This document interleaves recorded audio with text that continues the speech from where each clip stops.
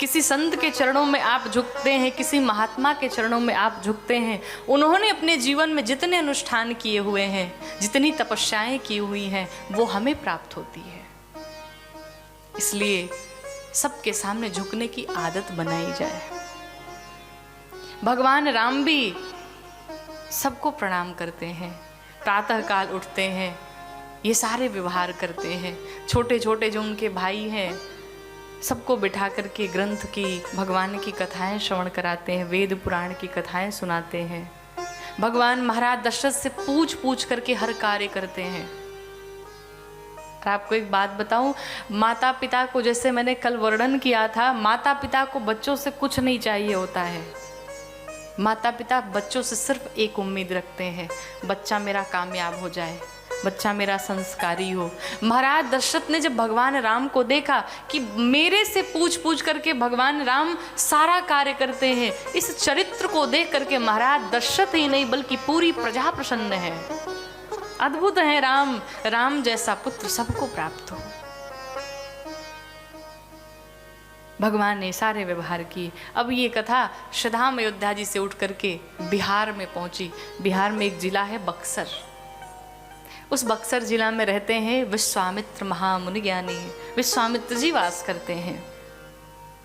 विश्वामित्र जी ने संकल्प लिया था 100 यज्ञ पूर्ण करने के, लेकिन 99 यज्ञ पूर्ण हो चुके थे, एक यज्ञ बाकी था। और दक्षिण दिशा से मारीच सुबाहु आते उस यज्ञ को विध्वंस कर देते। विश्वामित्र जी बड़े परेशान रहने लगे। ध्यान आया कि भगवान का प्राकट्य हो गया है, क्यों न चल के भगवान को भगवान से मांग लिया जाए, भगवान को भगवान से मांग लिया जाए। और ध्यान रखिएगा, जब भी आप कोई यज्ञ अनुष्ठान करने जाते हैं, कोई धार्मिक कार्य करने जाते हैं, कोई धर्म के लिए कोई कार्य करने जाते हैं, बीच में एक नहीं 1000 परेशानियां आती हैं।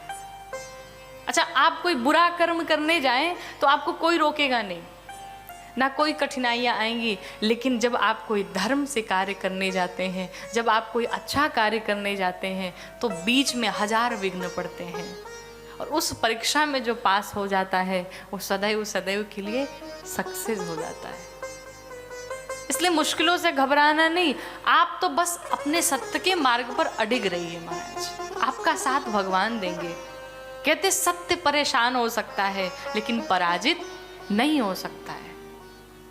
और जो झूठ बोलने वाले लोग होते हैं, जो असत्य के मार्ग पर चलने वाले लोग होते हैं, वो महाराज आप देखे होंगे बहुत खुश रहते हैं, लेकिन वो खुशी कितने देर की होती है? कुछ दिन की होती है। लेकिन जो सत्य के मार्ग पर चलते हैं वो थोड़े दिन परेशान होते हैं, लेकिन जीवन भर के लिए सुखी हो जाते हैं। विश्वामित्र जी यज्ञ करते थे, बड़े परेशान। पहुंचे महाराज दशरथ के पास। श्रीधाम अयोध्या जी में जाने के पश्चात महाराज दशरथ ने बड़ा ही आवभगत सेवा सम्मान किया।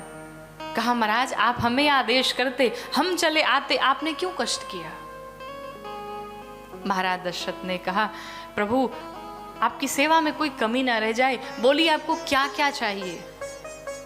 आसन बिछाया, पद प्रक्षालन किए, पूजन वंदन किया। अब भोजन कराने के लिए लाए। उसी समय भगवान राम, लक्ष्मण, भरत, शत्रुघ्न सब चले आए।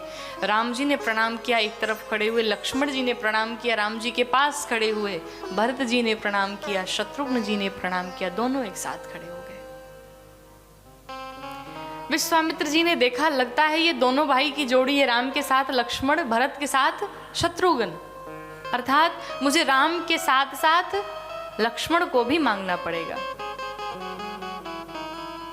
महाराज भोजन करने के लिए बैठे। यहां महाराज दशरथ कहते हैं महाराज हे ऋषिवर आपको दक्षिणा में जो जो चाहिए आज मांग लीजिए, जो चाहिए सो मांगिए। विश्वामित्र जी मन ही मन मुस्कुरा रहे हैं। क्यों? कहा महाराज अभी आपको पता नहीं मैं मांगने क्या वाला हूं, मैं क्या मांगना चाहता हूं। महाराज दशरथ कहते सोने चांदी हीरे मोती रथ महल जो मांगना है सो मांग लीजिए, 1000 लाखों गौएं मांग लीजिए, महाराज मैं देने को तैयार हूं, आपको जो चाहिए सो मांगिए। महाराज दशरथ ने कह तो दिया, लेकिन विश्वामित्र जी मन ही मन मुस्कुरा रहे हैं कि मांगने के बाद न जाने क्या स्थिति होने वाली है। महाराज दशरथ से विश्वामित्र जी ने मांग लिया। क्या मांगा कि अनुजा समेता देहुरा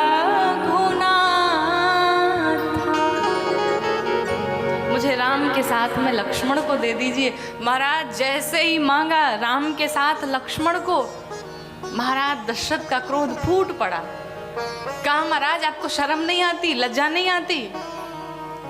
हमने आपसे कहा सोने चांदी हीरे मोती रथ महल गऊ जो इच्छा सो मांगिए, और आपने तो मेरे प्राण को ही मांग लिया। एक बात बताइए, एक मनुष्य को सबसे ज्यादा प्रिय क्या होता है? क्या होता है? धन प्रिय है सबको, है कि नहीं है? सबको धन प्रिय है, हमको भी प्रिय है, इसलिए झूठ ना बोला करिए। सबको धन प्रिय है। अच्छा, रात्रि के समय, रात के अगर 12 बज रहे हो, अचानक से आपका पुत्र आए, आपकी बिटिया आए और आपसे कहे पिताजी मुझे बहुत सारे धन की आवश्यकता है और जितना आपने कमा के रखा हुआ है अपने जीवन में वो सब मुझे दे दीजिए, आप क्या करेंगे? देंगे क्या? नहीं देंगे। क्यों? आप पहले पूछेंगे भाई काम क्या है तुझे, क्या करेगा? क्यों पूछेंगे आप? क्योंकि आपको धन प्रिय है, आप नहीं दे सकते। लेकिन वही अगर आपके शरीर में कोई बीमारी लग जाए, कोई बहुत बड़ा रोग हो जाए, और अगर उसके ऑपरेशन में 1 करोड़ का खर्च आ रहा हो, डॉक्टर ने कह दिया भाई 1 करोड़ खर्च लगेंगे, आपका ऑपरेशन हो जाएगा, आप ठीक हो जाएंगे, तो आप क्या कहेंगे? महाराज 1 करोड़ नहीं, आप 5 करोड़ ले लो, लेकिन मुझे ठीक कर दो। कहेंगे कि नहीं? क्यों? उस समय आपको धन से भी प्रिय आपका ये तन होगा, ये शरीर होगा। और अगर शरीर में प्राण ही ना रहे तो शरीर किसी काम का है क्या? नहीं है। तो शरीर से भी प्रिय क्या है? प्राण है।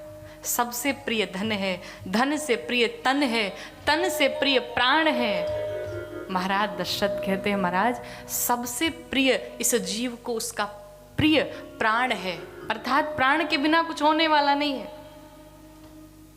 कई बार लोग दिन रात कहते रहते हैं, दिन में जितने लोग मिलेंगे कहेंगे आप हमको प्राणों से भी प्रिय हैं। यही कहते हैं ना, आप हमको प्राणों से भी प्रिय हैं। अच्छा, वो तो बढ़िया है कि प्राण सुनता नहीं है बैठ के, वरना पता चले अगर प्राण सुन ले कि भाई हमसे प्रिय यही है तो भाई हम चले, आप इन्हीं से प्रेम करो।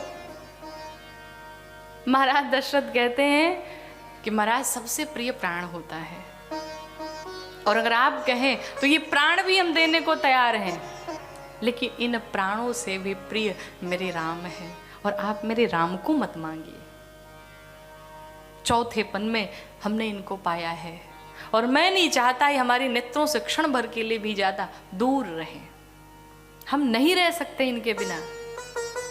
अब विश्वामित्र जी इतना अगाध प्रेम देख करके परेशान हो गए कि राघव को मैं न दूंगा, राघव को मैं न दूंगा, मुनिनाथ तजते तजते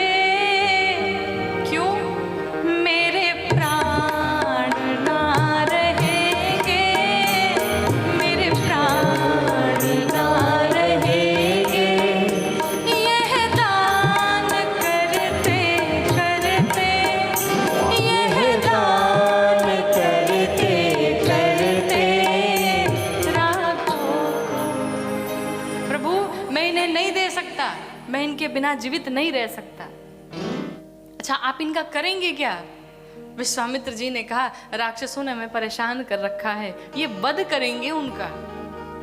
कहा इन्हें छोटे छोटे बालकों से वध कराएंगे आप? अरे अगर आप कहें तो अपनी पूरी सेना के साथ जाऊंगा और सभी राक्षसों का वध करूंगा महाराज, मैं वचन देता हूं, लेकिन मेरे राम को न मांगिए। अब विश्वामित्र जी मौन, क्या कहें। वशिष्ठ जी आए, जब देखा वशिष्ठ जी को, कहा महाराज अब आप ही कुछ समझाओ। महाराज दशरथ को एक किनारे ले गए और कहा महाराज एक बात बताओ। यहां पर गोस्वामी जी लिखते हैं कि तब वशिष्ठ बहुविधि समझावा। बहुविधि, बहु का अर्थ क्या है? बहुत प्रकार से नहीं है। बहुविधि माने बहु लाने वाली विधि समझाई। घर में बहू कैसे आएगी? वशिष्ठ जी कहते हैं महाराज एक बात बताओ, क्या आप चाहते हैं आपके घर में 4-4 बहुएं आ जाएं? बहुएं? अब तो महाराज दशरथ ने जब बहू का नाम सुना उछल पड़े, बहू आएगी घर में मेरे? कहा बिल्कुल आए। अच्छा आप चाहते हैं आपके घर में पोते हो जाएं? अब महाराज नाचने लगे। कहा ये होगा कैसे? कहा ये तभी होगा जब आप राम को किसी संत के साथ में बाहर भेजेंगे। महाराज दशरथ ने कहा अगर ऐसी शर्त है कि विवाह इसी शर्त पे होगा तो मैं कुछ दिनों के लिए धैर्य धारण करूंगा और मैं राम को विदा करता हूं। भगवान राम को महाराज दशरथ ने लक्ष्मण जी के साथ में विदा कर दिया। कहा राम आज के बाद से आपके माता पिता सब यही हैं, कोई भी कार्य करना होगा इन्हीं से पूछ के करना।